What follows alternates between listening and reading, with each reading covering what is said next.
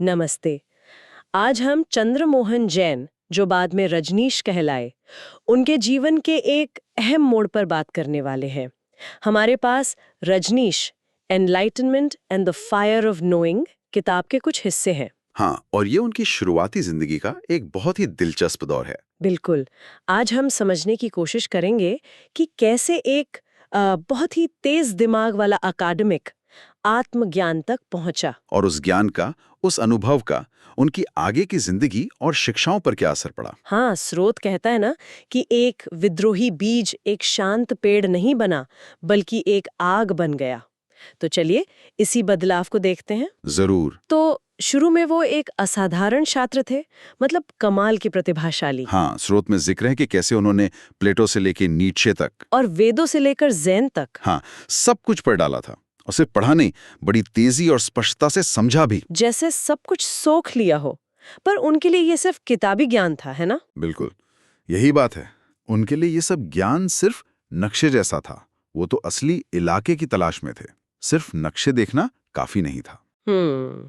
और फिर वो जबलपुर यूनिवर्सिटी में प्रोफेसर बने। हाँ, और वहाँ उनके लेक्चर बहुत मशहूर हो गए थे। सुना है वो सिर्फ पढ़ाई नहीं होती थी, बल्कि एक तरह का बौद्धिक मंच बन जाता था।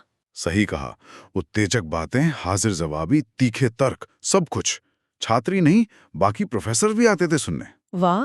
लेकिन इस सारी बौद्धिक चमक के पीछे कुछ और भी चल रहा था। हाँ, बिल्कुल। ये बाहरी सफलता थी, पर अंदर एक गहरा तूफान था। उनका तेज दिमाग हर जवाब पर सवाल खड़ा कर देता था, हर सिद्धांत को परख लेता था। तो नतीजा क्या हुआ इसका? नतीजा ये कि वो ज्ञान की खोज करते करते एक गहरे खालीपन तक पहुंच गए। मतलब दिमाग ने अपना काम कर दिया था, पर अंदर जो साधक था वो बेचैन था। अच्छा, तो ये अकादमिक सफर का अंत एक तरह का खालीपन था। हाँ, और यही खालीपन, यही संकट उनके जीवन का सबसे बड़ा मोड़ बना। वो 21 मार्च 1953 वाली रात, हाँ वही, जबलपुर का भंवरताल गार्डन, मौलश्री का पेड़।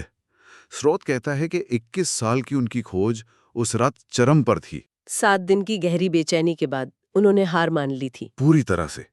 जब उन्होंने कोशिश करना ही छोड़ दिया, समर्पण कर दिया, तब वो घटना घटी। क्या हुआ था? मतलब कैसा अनुभव था वो?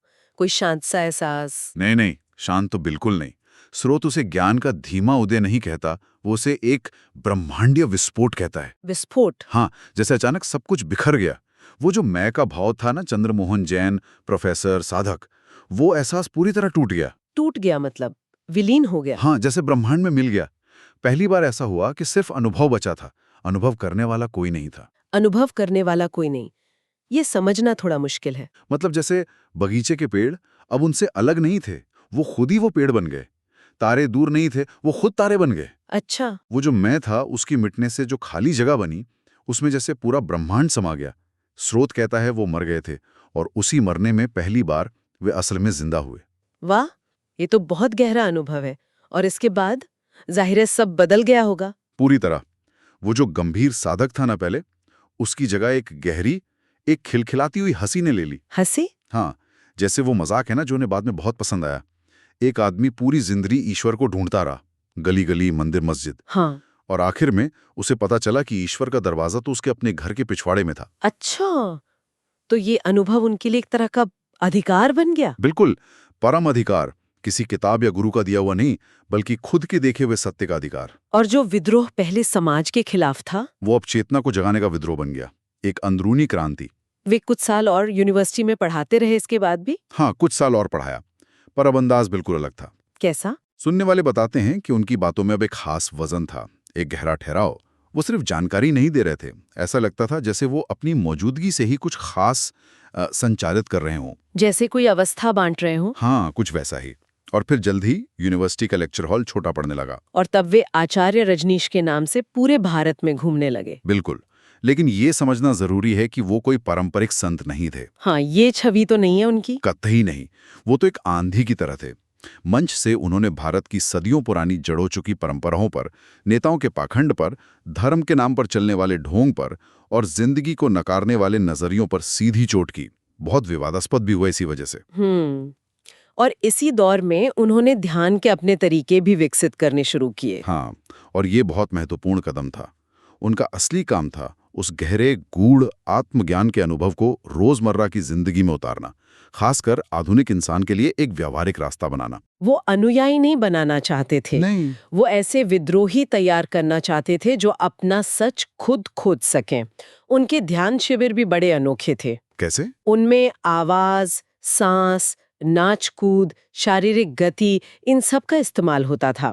मकसद था कि लोगों के अंदर जो दबी हुई ऊर्जा है, जो भावनाएं हैं, वो बाहर निकलें, एक तरह का शुद्धिकरण। तो वो फिलॉसफी नहीं पढ़ा रहे थे? नहीं, वो लोगों के अंदर एक आग जला रहे थे, सोई हुई चेतना को जगा रहे थे। तो वो जो लड़का बचपन में नदी में कूद गया था, हम्म। अब वो जैसे पूरे देश को ही एक छलांग लगाने के लिए कह रहा था। हाँ, बिल्कुल।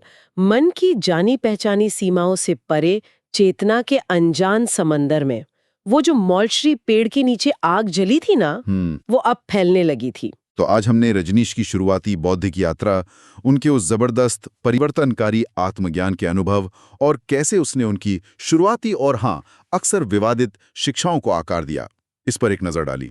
और ये कहानी ये भी दिखाती है कि कैसे एक गहरा निजी अनुभव किसी इंसान की पूरी जिंदगी की दिशा और उसके संदेश को पूरी तरह से बदल सकता है। बिल्कुल। जाते जाते एक सवाल श्रोताओं के लिए छोड़े जाते हैं सोचने को। स्रोत कहता है कि आत्मज्ञान मैं का, अहंकार का पूरी तरह घुल जाना है, मिट जाना है। इसका क्या मतलब हो सकता है? किसी की पहचान का जो मूल केंद्र है, उसका स्व का भाव, अगर वो पल भर के लिए भी पूरी तरह गायब हो जाए और फिर एक बदले हुए रूप में लौटे, तो उस असीम, उस विराट अनुभव को छूने के बाद कोई इस रोजमर्रा की दुनिया में वापस कैसे जीता होगा? अगर आपको यह वीडियो पसंद आया तो इसे एक थम्स अप दे, और अगर आप मेरे आने वाले अपलोड्स को मिस नहीं करना चाहते तो सब्सक्राइब करना सुनिश्चित करें और नोटिफिकेशन बेल भी दबाएं।